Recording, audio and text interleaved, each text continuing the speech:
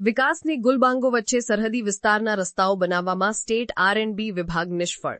છોટાઉદેપુર જિલ્લાના કવાંટથી રેણધા જવાના 10 કિલોમીટરના માર્ગમાં મોટા ખાડા, બે રાજ્યોને જોડતો રસ્તો હોવા છતાંય સ્ટેટ આર&બી વિભાગના અધિકારીઓ રસ્તાના ખાડા ન પુરાવતા બે રાજ્યોના વાહન ચાલકો થયા હેરાન પરેશાન। ઉચ્ચ અધિકારીઓ દ્વારા ખાડા પૂરવા માટે સ્ટેટ આર&બી વિભાગને પરિપત્ર આપ્યો હોવા છતાંય છોટાઉદેપુરના સ્ટેટ આર&બી વિભાગના એજ્યુકેટિવ ઇજનેર આ પરિપત્રને કચરા ટોપલીમાં નાખી દીધો હોય તેવું લાગી રહ્યું છે। છોટાઉદેપુર જિલ્લાનો છેવાડાનો તાલુકો કવાંટ છે। કવાંટ, ગોજારિયા, નવલજા, રેણધા જેવા 50થી વધુ ગામોને તેમજ મધ્યપ્રદેશને જોડતો સ્ટેટ આર&બી વિભાગની માલિકીનો રસ્તો છે। આ રસ્તો 10 વર્ષ પહેલા બનાવ્યો હતો, તેની વોરંટી 3 વર્ષની હતી।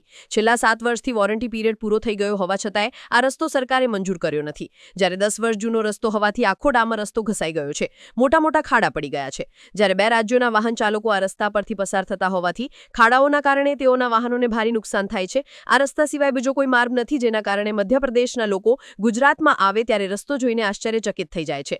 વિકાસની ગુલબાંગો વચ્ચે સરહદી વિસ્તારના રસ્તાઓ બનાવવામાં સ્ટેટ આર&બી વિભાગ નિષ્ફળ રહ્યું છે। જ્યારે સરકારે સ્ટેટ આર&બી વિભાગને ચોમાસામાં વરસાદના કારણે ખાડાઓ પડ્યા હોવાથી તે રસ્તાઓ તાત્કાલિક રિપેર કરવા માટે પરિપત્ર આપ્યો હોવા છતાંય રસ્તાનું રિપેરિંગ અને ખાડા પૂરવામાં છોટાઉદેપુર સ્ટેટ આર&બી વિભાગના એજ્યુકેટિવ ઇજનેર નિષ્ફળ રહ્યા છે, તેનો અવરવો નમૂનો છે।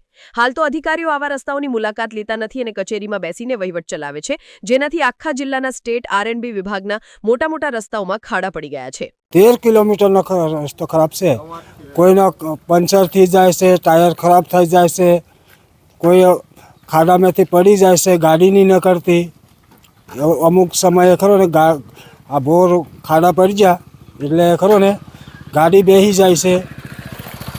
તો વિકાસ કશું નહીં, વિકાસ કંઈ કર્યો નહીં હોય। આ તો આ રોડ બનવા જોઈએ, રોડે જ બનેલો નહીં એટલે રોડથી જ ખરાબ છે। 75 રજુભાઈ રાઠવા। કવાંટથી રેણધા સુધી આપણે ગુજરાત લાગે, પછી એમપી લાગી જાય। આખો રસ્તો ખરાબ છે ને વચમાં નવાલજા છે ને એમાં પાઇપલાઇન જાય છે ને એમાં આખો ખાડો પડી ગયેલો છે, એટલે જે હેવી વજનવાળી ગાડી જાય છે ને એ તો મુશ્કેલ છે એમાં જવું। આ બાજુ બહુ બેકવર્ડ ઇલાકામાં બહુ ઓછો કર્યો છે।